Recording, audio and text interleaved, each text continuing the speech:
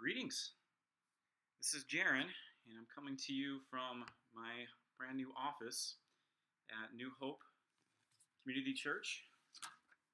Here are my books that I got out of my garage this morning. So we have a bit more garage space now, which I'm glad for. So the plan is now for me to work part-time at New Hope.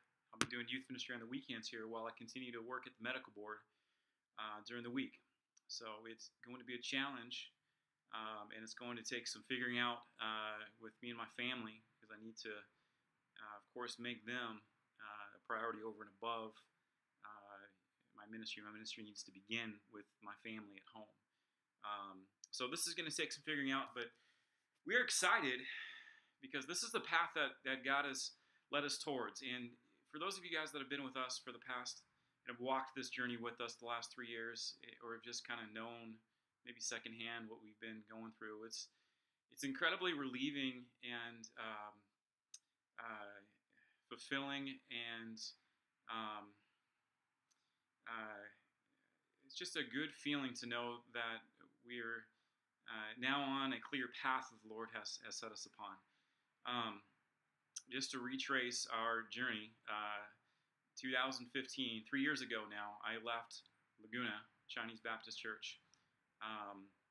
God was clearly leading us away from Laguna. It was just time to go. Our season that He had given us there ended, which we look back upon with fondness, and we're still very close to many of the people there, but God was leading us away from Laguna. We then went through a time of about 2 years in which the Lord was clearly telling us not to get back into ministry. There was some healing that I needed to do in my life. I was frankly bitter. I had a lot of resentment towards just distrustfulness just towards church leadership in general. And I wasn't in a place where I could minister to others with joy and the excitement that I needed to have. So I needed to be away. And there were things I needed to address as well in my personal life and my family life. So it was a time when God was saying, you know what, you just need to be a Christian. You need to be a follower of Christ for a little while.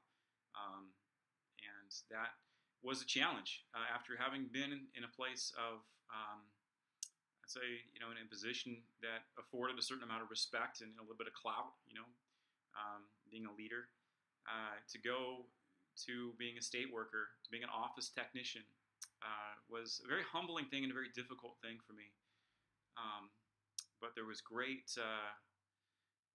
value to that time, I believe, though. I believe that God grew me quite a bit by allowing me to go through that time. And that was followed by a time when this year, 2017, I guess last year now, today's 2018, last year was a time of uncertainty. When I was now ready to get back into ministry, and the Lord's will was unclear to us. It looked as though I was going to come on staff at River Ridge as an associate pastor, and that didn't work out. That fell through, and we were very confused by that, and very much at a loss when that didn't work out as to what the Lord's will was for us at that point.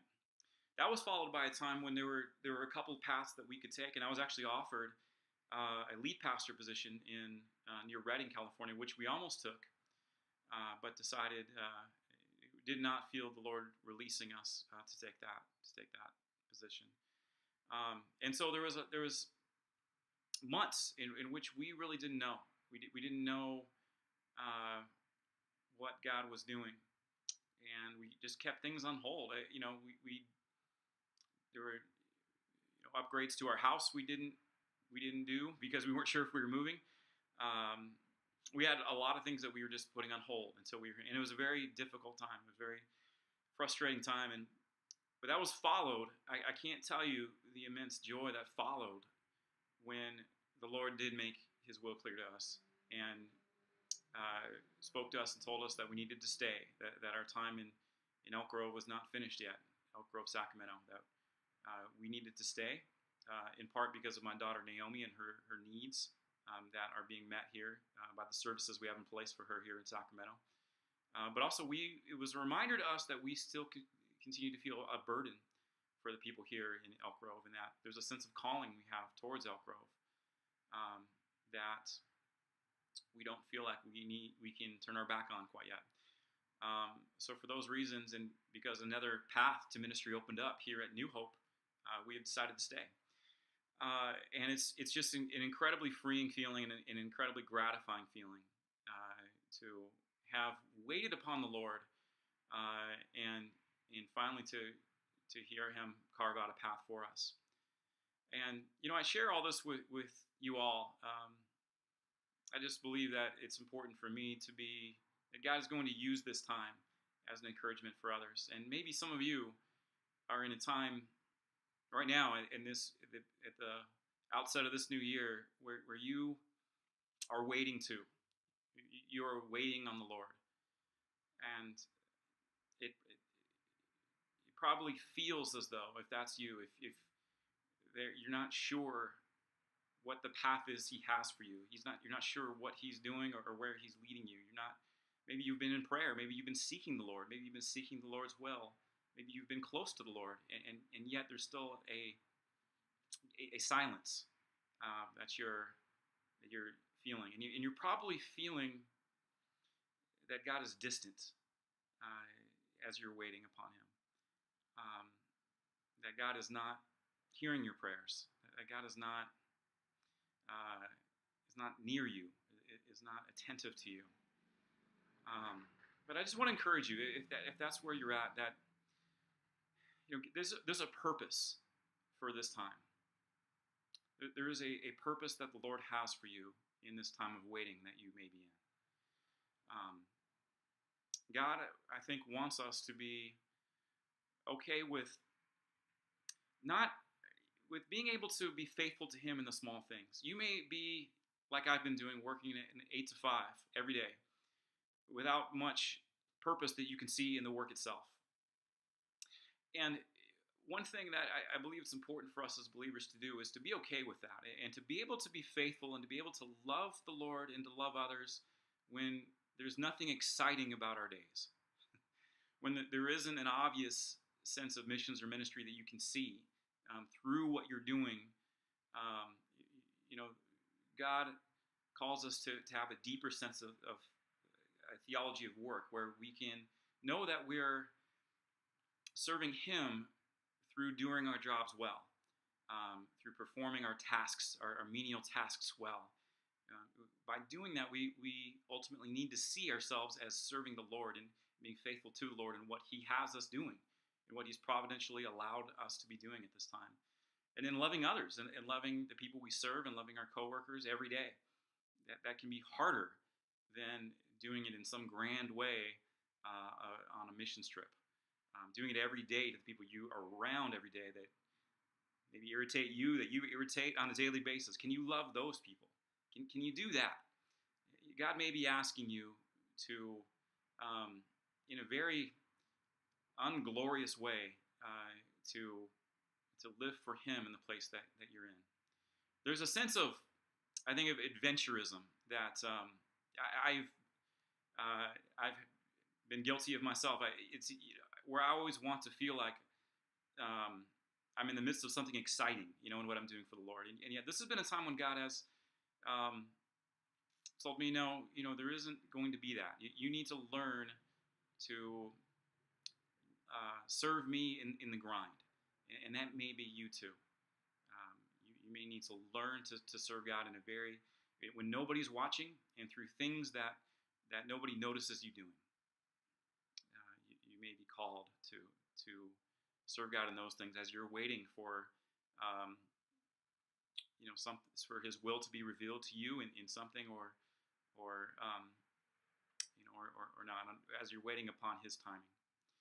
The other thing is, James, I think it's important to always reflect upon what James says when he says in chapter 1 that, "Count it all joy, brothers, when you meet trials of various kinds, for you know that the testing of your faith produces steadfastness. And let steadfastness have its full effect." It's a command. Let steadfastness have its full effect, that you may be perfect and complete, lacking nothing. See, God imposes upon us things that make us have to persevere. But it's up to us to cooperate with what God is doing, to see what He's doing, to see the purpose, to choose to believe that there's purpose in the trials that we have to go through, in the difficult times we have to go through, to choose to see that He is going to redeem it and He is going to bring good out of it. That's up to us to choose to employ that mentality towards our trials and towards our the things that God asks us to go through. And it's through that God can bear fruit from that time, and that God can redeem that time and grow us through that time. That's how God grows us, and that's how we keep from becoming bitter and becoming cynical. Our trials can launch us in one of two ways, and if we give them to Him and choose to see and choose to look for His hand in what we go through, God can reap good in our lives from it. If we choose not to work with God and cooperate with God, we can become very different people, though. And we have to watch out for that. We have to be on our guard in 2018 to see what God is doing and to see what God is doing in the trials and in the times of monotony. So I guess that's my encouragement to you this year. I didn't plan to give this on New Year's Day, but here I am in a new chapter, and wanted to just encourage you all in whatever place that God has you. So may you see God's hands in everything that you do and that you go through in 2018. God bless you, and Happy New Year.